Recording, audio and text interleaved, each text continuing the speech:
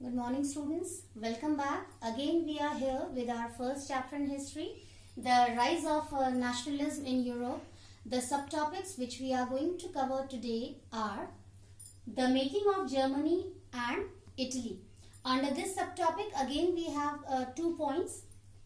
First is Germany. Can the army be the architect of a nation? Under this subtopic, we will come to know about the significant role of the Chief Minister of Prussia, how he worked hard for the unification of Germany. Second is Italy unified. Under this subtopic, we will come to know about the process of unification in Italy, how different states came together to become one state or one country. So, students, let's start with our first point. Germany. Can the army be the architect of a nation? In our previous session, students, we came to know about the significant role of different revolutionaries in different corners of the world. How they worked hard for spreading the sense of nationalism among the people of the world. They did not work hard to get independence and rights for their own country people, but they tried to give motivation to the people of other countries also, so that they could also enjoy their freedom and equality in their societies. So what happened, students? On the path of getting independence and rights back, Germany also started to move. The people of Germany started working hard. They started struggling hard to get their independence and rights back. They started raising their voice against their monarch. And what happened? The people who were liberals in the society of Germany. In our previous session, students, we discussed about the liberals also. Liberals were the people who believed in freedom. They believed that all the people who belonged to different communities, religion, language, they should have their liberty to live or to lead a dignified life in the society. So what happened when these liberals were struggling hard in Germany? At that time, the people of Prussia, especially monarch, was too inspired to see their effort.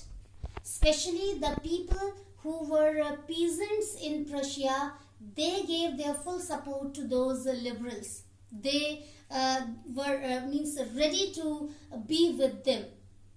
So what happened? The chief minister of Prussia, whose name was Otto von Bismarck, he fought 3 wars for the unification of Germany. He fought 3 wars for 7 years with 3 countries. We can mention here Otto von Bismarck fought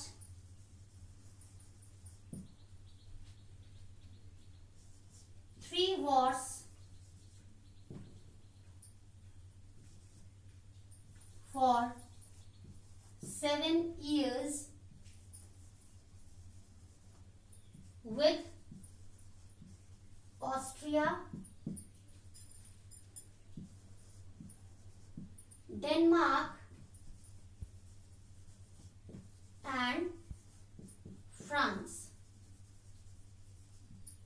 So students, what happened? Otto von Bismarck, who was the chief minister of Prussia, he fought 3 wars against these 3 countries, Austria, Denmark and France, for 7 years. And finally, in 1871, he got victory there. And as a result, the king of Prussia, whose name was Caesar William II, he became the ruler or the king or the emperor of the whole empire Germany. So we can write here the king of Prussia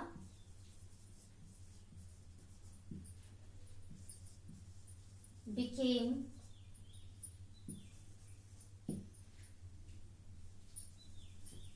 the emperor of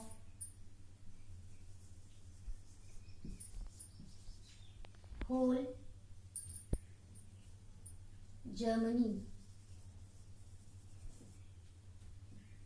So students, in this way Prussia got success for the unification of Germany. Only that was not the result. There were few positive changes also in the society of Germany done by the ruler of Prussia. What were those changes? Those changes were modernization of currency. We can write here. Changes which came in Germany. The people who were the citizens of Germany, they got many benefits after becoming the part of Prussia or after unification of Germany. What were those changes? The modernization of currency. People got their full rights to lead a meaningful, fruitful and dignified life there. They had their freedom, equality, those kind of facilities in the society. So we can mention here.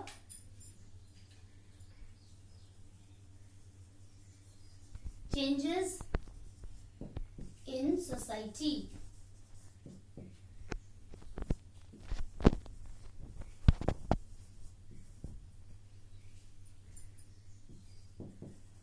Modernization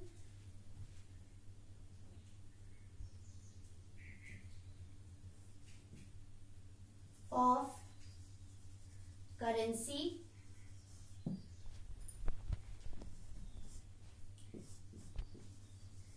Facility of judiciary means all the people, they got the right to have impartial justice in the society. Equality and liberty. So these were the changes which came in the society of Germany after its unification. Now students, we have to move towards the unification of Italy. It's also very interesting to know about the unification of Italy. Students, what happened? First, Italy was divided into 7 states. As in our previous session, students, we came to know about an Italian revolutionary, Gypsy Mazzini. He worked hard for the unification of Italy. He gave us motivation and inspiration to the people of Italy to be united and to stand against the monarch and to get their independence and rights back. What did he do? Did you remember? In our previous session we discussed. Yes, he established many secret societies.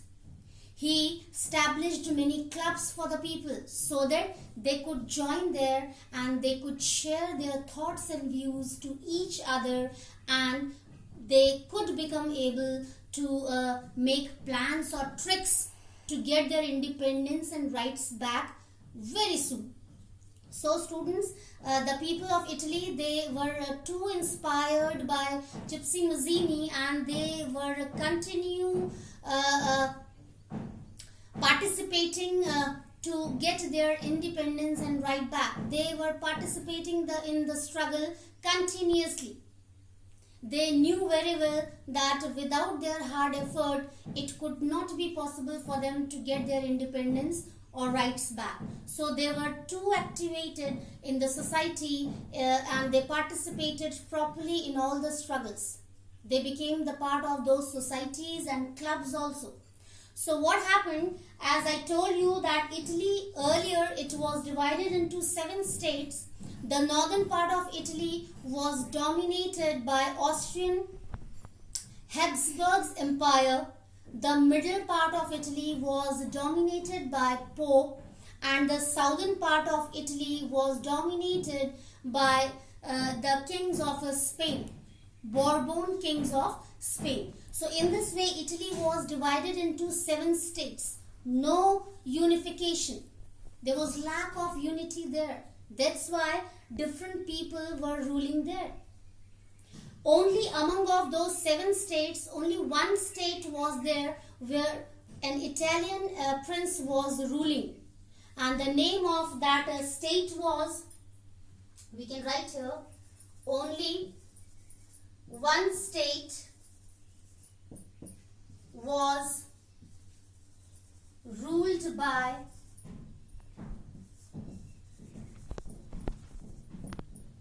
Italian prince named King Victor Emmanuel I, and the name of the state was Sardinia, Piedmont.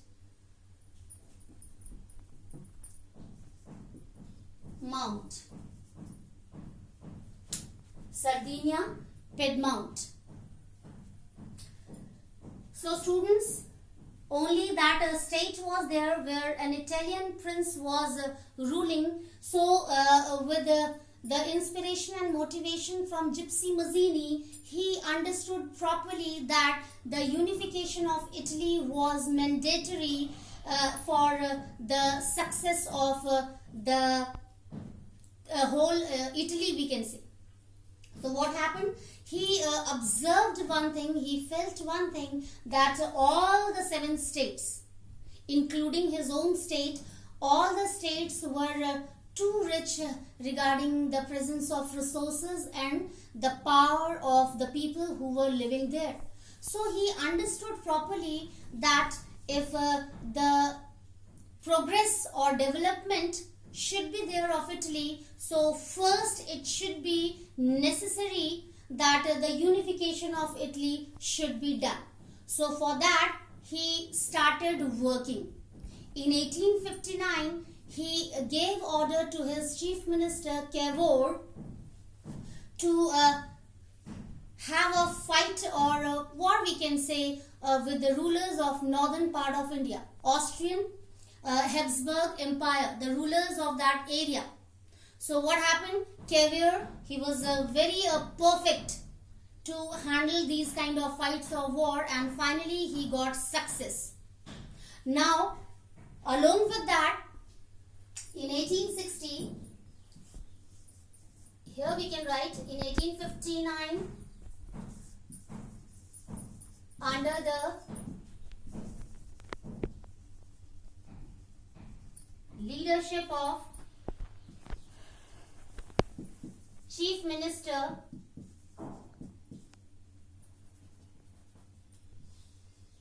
Cavour,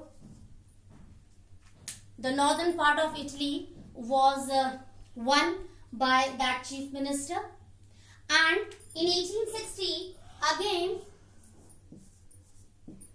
under the leadership of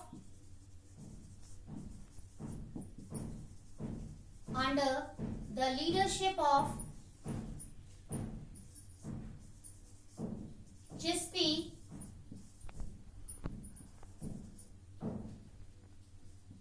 Garibaldi,